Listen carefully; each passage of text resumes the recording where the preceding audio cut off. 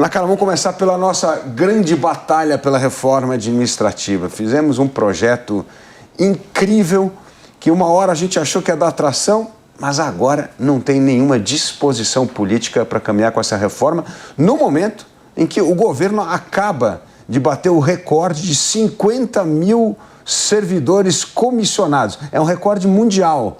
Sim. Como é que a gente vai sair dessa enrascada e aprovar essa reforma administrativa que o bom servidor quer para valorizar a sua carreira?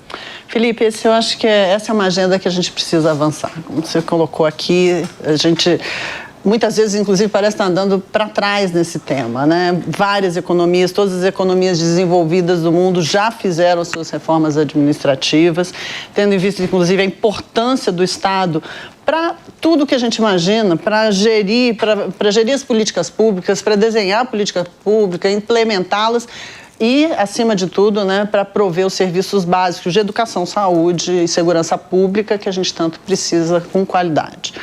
Então, essa é uma agenda difícil, é uma agenda que eu mesma estava me lembrando aqui, a gente começou a discutir há 16 anos atrás. E ela ameaça avançar, mas quando a gente olha todos os interesses envolvidos e os grupos que se mobilizam contrariamente, acabam evitando que ela avance.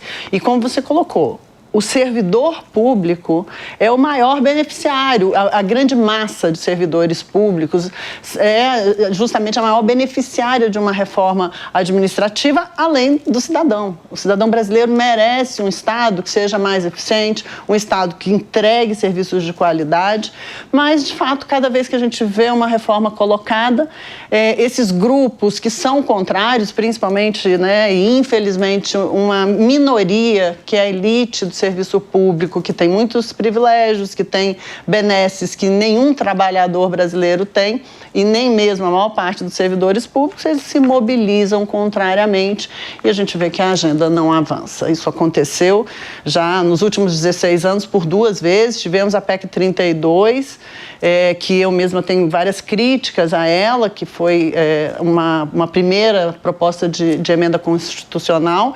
Temos agora um outro projeto de lei apresentado pelo deputado Pedro Paulo, mas, novamente, num ano pré-eleitoral e numa administração que não vê essa como uma reforma prioritária, é muito difícil avançar.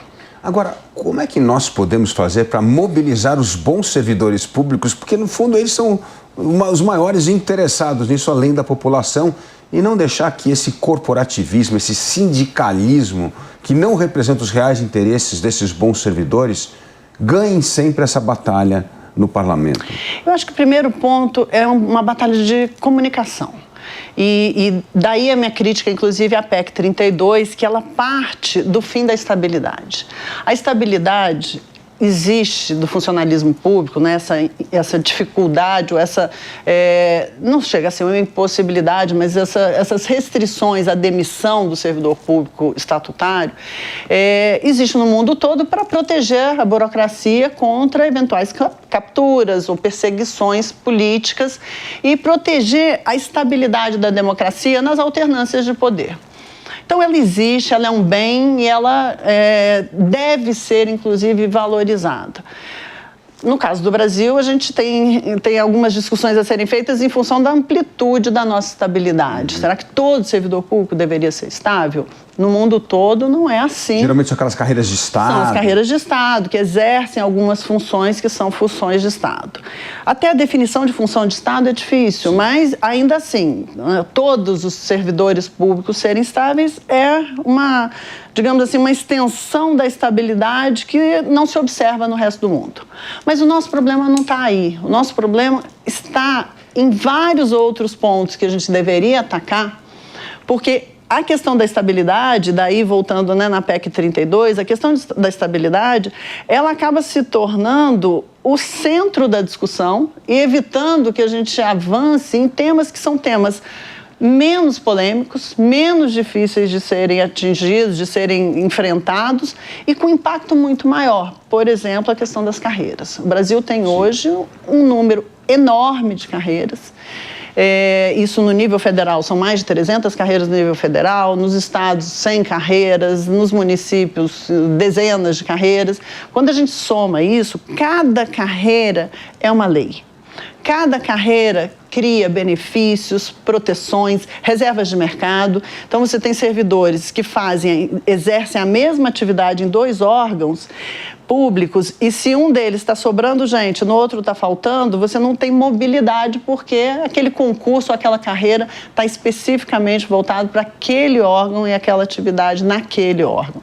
Então, a gente precisa olhar para essa miríade, né, esse conjunto enorme de carreiras e racionalizar esse processo. A gente deveria ter, sim, as carreiras de Estado, as carreiras meio, as carreiras finalísticas que estão ali, né, no contato direto com o cidadão, mas possibilitar que esses servidores pudessem se mover, harmonizar o que são direitos, o que são obrigações do servidor público, uma lei de greve que seja regulamentar uma lei de greve para evitar, inclusive, né, as pressões que a gente observa muitas vezes e que fazem com que um governador ou um prefeito tenha que ceder muitas vezes a barganhas que não fazem nenhum sentido.